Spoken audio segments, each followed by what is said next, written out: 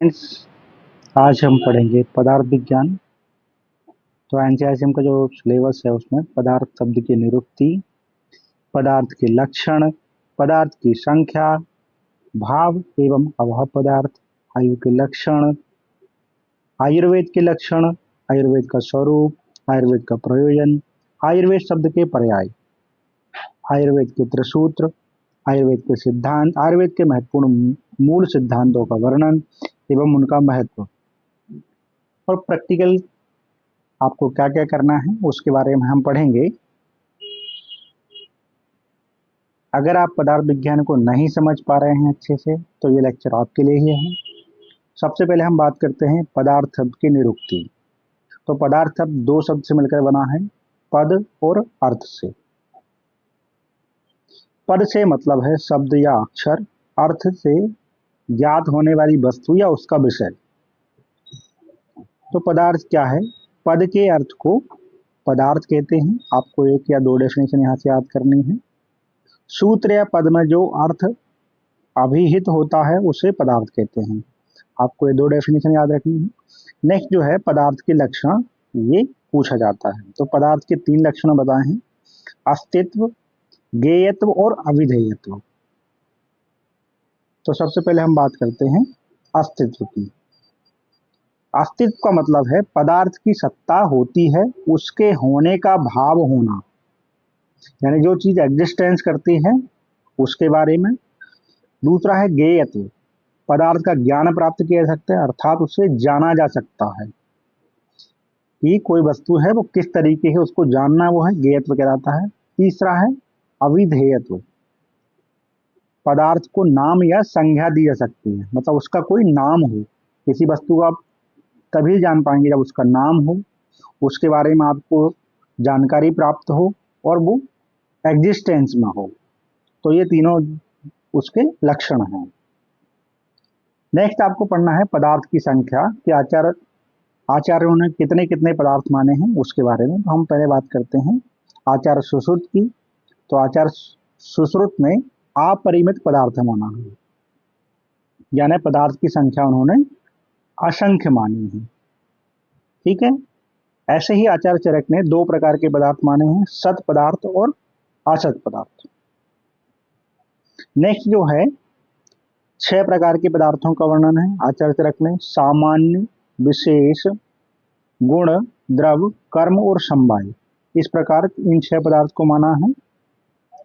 और वैशेषिक दर्शन का ये क्रम अभी आपको याद रखना है, द्रव, गुण, कर्म, सामान्य, विशेष और समवाय, ये 7 पदार्थ कहलाते हैं। ये वैशेषिक दर्शन के अनुसार है। नेक्स्ट जो है आपको न्याय दर्शन के अनुसार पदार्थ की संख्या जो है 7 होती है, जिसमें आपके 6 भाव पदार्थ जो आप द्रव, गुण, कर्म, सामान्य, विशेष, समवाय पढ़ के आए हैं, और एक अभाव को उन्होंने एक्स्ट्रा जोड़ दिया है। इस प्रकार नव्य न्याय ने 7 पदार्थ बता दिए हैं। सांख्य दर्शन ने टोटल 25 तत्व माने हैं, पुरुष, मूल प्रकृति, महत्व, महत, अहंकार, एकादश इंद्रियां, पंच तन्मात्रा और पंच महाभूत। तो पंच तन्मात्रा जो आपके शब्द, स्पर्श, रूप, रस, गंध हैं। पंच महाभूत आकाश, वायु, अग्नि, जल, पृथ्वी हैं। एकादश इंद्रियां में आपके 5 ज्ञानेन्द्रियां, 5 कर्मेंद्रियां और एक उभयेंद्रिय मन। इस प्रकार इन 25 तत्वों का वर्णन किया है। नेक्स्ट जो है योग दर्शन। योग दर्शन का दूसरा नाम है शेषवर सांख्य, मतलब सांख्य के 25 तत्व और उसके साथ ईश्वर। इस प्रकार 26 तत्व जो है इन्होंने बताए हैं। जैन दर्शन ने केवल 7 तत्व माने हैं, जीव, अजीव, आश्रव, वंद, संबर, निर्जरा, मोक्ष। और नेक्स्ट जो सबसे इंपॉर्टेंट है अद्वैत वेदांत, इन्होंने केवल एक पदार्थ माना है, ब्रह्मा। तो अद्वैत वेदांत के जो आचार्य हैं वो सिर्फ एक ही चीज को मानते हैं, ब्रह्मा सत्यम जगत मिथ्या, यानी ब्रह्म ही सत्य है और ये जगत मिथ्या है। ठीक है, तो ये आपको याद रखना है कि ब्रह्म ही सत्य है और जगत मिथ्या है। नेक्स्ट अभी हमने आचार्य चरक के 2 प्रकार के पदार्थ पढ़े थे, भाव पदार्थ और अभाव पदार्थ।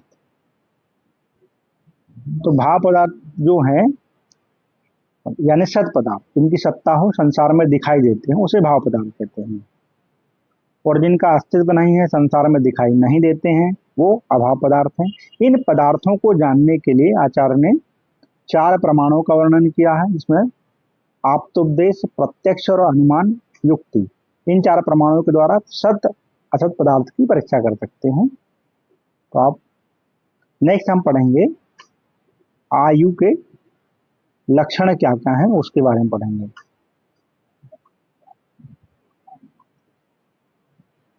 ठीक है, तो आयु कब कहेंगे इसमें पढ़ेंगे। शरीर इंद्रिय सत्वात्मा संयोगधारी जीवितम नित्यगस्य अनुबंधस्य पर्याय आयु उच्यते। यानी शरीर, इंद्रिय, सत्व और आत्मा, सत्व यानी आपका मन और आत्मा, इन सब का जो संयोग है वो आयु कहा जाता है। और इस आयु के पर्याय हैं क्या क्या हैं, धारी, जीवित, नित्यग और अनुबंधक। तो धारी से मतलब है जो शरीर का धारण करे, उसे सड़ने नहीं दे, उसको धारी कहते हैं।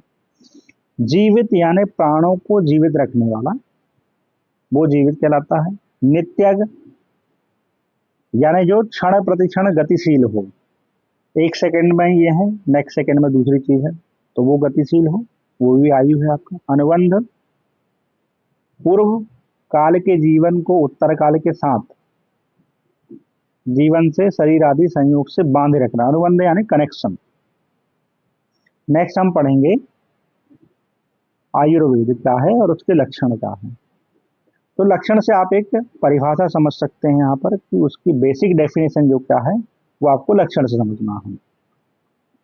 तो आयुर्वेद क्या है, हिताहितम सुखम दुखम आयुष तस्य हिताहितम मानम च तच्च यत्रोक्तम आयुर्वेद सह उच्यते।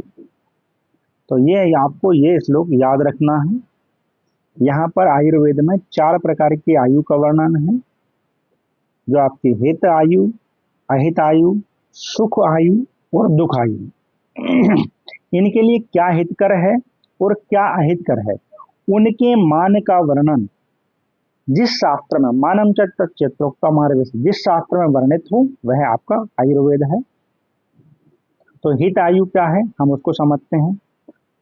जो मनुष्य प्राणी मात्र का हित करता हो, दूसरे के धन को लेने की इच्छा ना रखता हो, सत्यवादी हो, शांति प्रधान हो, विचार पूर्वक कार्य करने वाला हो, यानी क्या करना चाहिए और क्या नहीं करना चाहिए इस प्रकार विचार करके कार्य करने वाला हो, सावधानी पूर्वक धर्म अर्थ और काम का पालन करता हो, क्योंकि आपके जीवन का प्रमुख लक्ष्य क्या है, पुरुषार्थ चतुष्टय को प्राप्त करना, यानी धर्म अर्थ काम और मोक्ष इनको प्राप्त करना।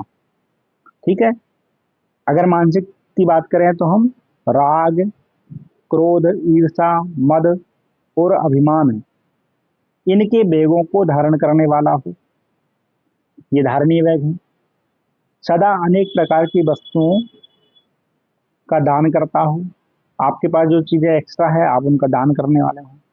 तप, ज्ञान और शांति में सदा तत्पर हो, आध्यात्मिक विद्या का ज्ञाता हो, अनुष्ठान करता हो, जो भी करता हो उन सभी कार्यों का स्मरण पूर्वक इस मृत्युलोक और परलोक, आप जो जी रहे हैं ये यह लोक है और दूसरा परलोक है, इनको ध्यान में रखकर कार्य करता हो, ऐसे मनुष्य की आयु को हित आयु कहा है। और इनके विपरीत लक्षण जो है, जो दूसरों को धन को लेने की इच्छा रखता हो, झूठ बोलता हो, अशांति प्रिय हो, विचार पूर्वक कार्य नहीं करता हो, राग दोष को इन पे कोई कंट्रोल नहीं हो, बहुत अपने चीज को प्राइड करता हो, बहुत पैसा है लेकिन फिर भी दान नहीं दे रहा हो, ज्ञान तप इन सब को नहीं कर रहा हो, आध्यात्मिक विद्या का बिल्कुल जानकारी नहीं हो, वो सिर्फ यहीं इस संसारिक जीवन के बारे में ही सोचता हो, परलोक के बारे में नहीं सोचता हो, तो वो सारी चीजें अहित आयु के अंतर्गत आती है। अब ऐसे ही हम बात करते हैं सुख आयु की। शारीरिक और मानसिक रोगों से रहित, जो फिजिकल और मेंटल फिट हो, वो कंडीशन सुख आयु की है। व्यक्ति यंग हो, युवा हो, शरीर में बल हो, वीर हो, यश हो, पौरुष हो, ये सब हो, उसके पास ज्ञान विज्ञान से संपन्न हो, वो नॉलेजफुल हो, मतलब क्वालिफाइड हो, एकेडमिक क्वालिफाइड उसको बोलते हैं, ज्ञान विज्ञान संपन्न। इंद्रिय एवं अर्थ संपन्न, उसकी सारी इंद्रियां हो उसके पास, हाथ पैर नाक, आपकी ज्ञानेंद्रियां कर्मेंद्रियां सब हो उसके पास। अब वो जो प्रिय कर या उसके पास रुचिकर पदार्थ को सेवन करने वाला हो तथा यथेष्ट विचरण करने वाला हो, ऐसी आयु को बोलते हैं सुख आयु। और सुख आयु के जस्ट जो विपरीत आयु होती है उसे अहित आयु कहते हैं।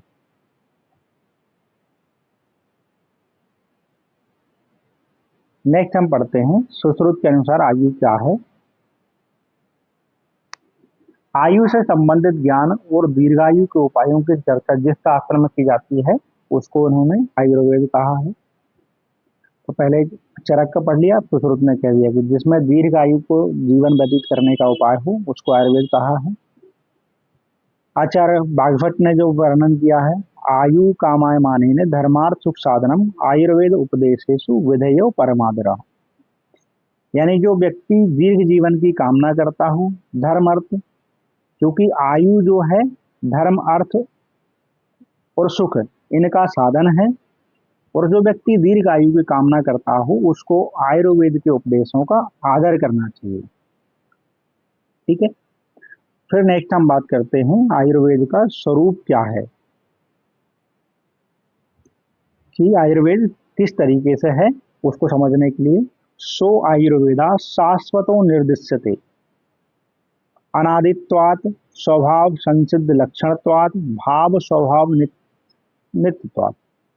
तो आचार्य चरक ने सूत्र स्थान के 30वें अध्याय में आयुर्वेद को शाश्वत कहा है, और उस आयुर्वेद को शाश्वत को प्रमाण करने के लिए ग्रंथ में 3 युक्तियां दी है कि आयुर्वेद किस प्रकार शाश्वत है। तो सबसे पहला जो है अनादित्वात्, दूसरा है स्वभाव संसिद्ध लक्षणत्वात्, भाव स्वभाव नित्यत्वात्। तो सबसे पहले हम पढ़ते हैं अनादित्वात्। आयु की परंपरा अनादि है, क्योंकि हम आयुर्वेद को पढ़े हैं कि आयुर्वेद जो है ज्ञान कहाँ से, ब्रह्मा से प्राप्त हुआ है। तो ब्रह्मा से लेकर हमारे पास जो ज्ञान प्राप्त हुआ तो वो आयु एक परंपरा के थ्रू है। तो आयु की परंपरा अनादि है, नित्य है। एक व्यक्ति की मृत्यु होती है और दूसरा जीवित रहता है, इस तरह आयु की परंपरा चली आ रही है। इसी प्रकार बुद्धि की परंपरा भी अनादि है। आयुष्यादि अनादि विषयों का प्रतिपादन करने वाला भी आयुर्वेद अनादि है, क्योंकि आयुर्वेद का जो ज्ञान है वो ब्रह्मा से दक्ष प्रजापति, अश्विनी कुमार से इंद्र, इंद्र से भरद्वाज, भरद्वाज से पुनर्वसु आत्रेय, पुनर्वसु आत्रेय से अग्निवेश आदि 6 शिष्टों को ज्ञान प्राप्त हुआ, और इस प्रकार संहिताओं का निर्माण हुआ। तो ये निरंतर ज्ञान प्राप्त हुआ, तो ये अनादि है। स्वभाव संसिद्ध लक्षण, तो स्वभाव संसिद्ध लक्षण का अर्थ है सर्वदा निरंतर के नियम से सुख और दुख अनादिकाल से चले आ रहे हैं, इसलिए सुख प्राप्ति और दुख के निवारण के उपाय भी अनादि होने चाहिए। सुख को आरोग्य और दुख को रोग कहा है। रोग के लक्षण कारण चिकित्सा आयुर्वेद में चर्चित किए गए हैं, जो स्वयं भी अनादि है। भाव स्वभाव नित्यत्वात्, भावों अर्थात द्रव्यों का स्वभाव नित्य होता है, क्योंकि अग्नि का स्वभाव उष्ण होता है, जल का स्वभाव द्रव होता है जो कि नित्य है। गुरु लघु स्निग्ध रूप शीत उष्ण आदि द्रव्यों की समानता असमानता से शरीरगत भावों की वृद्धि और क्षय होता है, क्योंकि आप जब सामान्य विशेष का सिद्धांत जब पढ़ेंगे तो उसमें है सर्वदा सर्वभावनम सामान्यम वृद्धि कारणम, यानी सिमिलर सिमिलर को बढ़ाता है और सिमिलर के जस्ट विपरीत वाला उसको समन करता है, यानी उसका ह्रास का कारण होता है। ठीक है, तो इस प्रकार यहाँ पर आयुर्वेद के ये स्वरूप के बारे में बता दिया है। नेक्स्ट हम पढ़ते हैं आयुर्वेद का प्रयोजन क्या है। क्योंकि जब भी हम कोई कार्य करते हैं उसके पीछे हमारा कोई ना कोई प्रयोजन होता है, यानी उद्देश्य क्या है। हम पढ़ रहे हैं तो हमारा एम्बिशन क्या है, यानी गोल क्या है उस चीज को, कि हम क्या अचीव करना है। तो बेसिकली आप बीएमएस पढ़ रहे हैं तो आपका गोल है आयुर्वेद डॉक्टर बनना। तो ऐसे ही आयुर्वेद का जो प्रयोजन है, क्योंकि बिना प्रयोजन के कोई भी कार्य नहीं किया जाता। तो बेसिकली आयुर्वेद का प्रयोजन है प्रयोजनम च आस्य स्वस्थ स्वास्थ्य रक्षणम आतुरस्य विकार प्रशमनम।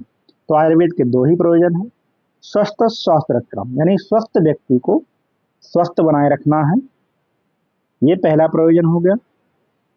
दूसरा जो प्रयोजन है, रोगी व्यक्ति को रोग से मुक्त करना या रोग से दूर करना। ठीक है, हमने ये पढ़ लिया। फिर हम उसके बाद पढ़ते हैं आयुर्वेद के क्या क्या पर्याय हैं उसके बारे में। तो यहाँ आयुर्वेद शाखा विद्या सूत्रम ज्ञानम शास्त्रम लक्षणम। तो शाखा विद्या सूत्र ज्ञान शास्त्र लक्षण ये आयुर्वेद के पर्याय हो गए। क्योंकि अब आप जो भी पढ़ रहे हैं, क्योंकि आयुर्वेद जो है ब्रह्मा से निकला या ब्रह्मा ने उसको स्मरण किया, तो ये सिर्फ तीन रूपों में दिया गया है, हेतु, लिंग और औषध। यानी हेतु किसी भी डिसीज का पॉजिटिव फैक्टर, लिंग यानी उसके लक्षण, और औषध उसका ट्रीटमेंट क्या है। ये तीन फॉर्म में इस आयुर्वेद का ज्ञान दिया गया। तो हेतु लिंग औषध ज्ञानम स्वस्थ आतुर परायणम त्रिसूत्रम शाश्वतम पुण्यम बुबुदे यम पितामह है। आयुर्वेद में चर्चित सभी सूत्रों को तीन विभागों में विभाजित किया था। एक हेतु सूत्र पहला हो गया, दूसरा हो गया लिंग सूत्र यानी उसका लक्षण क्या है, और तीसरा औषध सूत्र। इसके आगे जब आप पढ़ेंगे कि किसी भी डिसीज का पॉजिटिव फैक्टर क्या है, तो असात्म इंद्रियां संयोग, प्रज्ञा अपराध और परिणाम। तो इसको काल बुद्धि इंद्रिय अर्थानाम योगो मिथ्या ना चाहती। ठीक है, तो आपके तीन ही कारण हैं, असात्म इंद्रियां संयोग, प्रज्ञा अपराध और परिणाम। यानी इंद्रियों का अतियोग करना, अयोग करना और मिथ्या योग करना, ये तीन कारण हो गए। प्रज्ञा अपराध यानी धी धृति बुद्धि स्मृति के द्वारा आप जानबूझकर कोई भी काम करते हैं, आपको पता है कि यही उसका पॉजिटिव फैक्टर है लेकिन फिर भी काम करते हैं, वो प्रज्ञा अपराध कहलाता है। तो ये तीन त्रिसूत्र के बाद त्रिसूत्र में रखे गए हैं। तो इस तरह पूर्व रूप, रूप, उपसय और संप्राप्ति को लिंग सूत्र में रखा गया है, यानी लक्षण के रूप में। ठीक है, औसत संबंधी सूत्र को औसत सूत्र में रख दिया, क्योंकि आप जब पढ़ेंगे तो द्रव्य तीन प्रकार के बता दें, किंचित दोष प्रशमनम, किंचित धातु प्रदूषणम, स्वस्थ वृत्तौ मतम किंचित प्रविधम द्रव उच्चते। द्रव्य तीन प्रकार के हो गए, एक दोष प्रशमन करने वाला है, दूसरा धातु प्रदूषण करने वाला है, और तीसरा स्वस्थ व्यक्ति के लिए हितकर जो द्रव्य है। इस प्रकार तीन द्रव्यों का वर्णन किया है। आप अष्टांग हृदय में पढ़ेंगे कि तीन प्रकार के द्रव्य हैं, समन, कोपन। ठीक है, इस प्रकार द्रव्यों का वर्णन किया है, और स्वास्थ्य हित के तीन प्रकार के द्रव्यों का वर्णन आचार्य बागभट्ट ने भी किया। नेक्स्ट हम पढ़ेंगे सिद्धांत के बारे में कि सिद्धांत क्या है।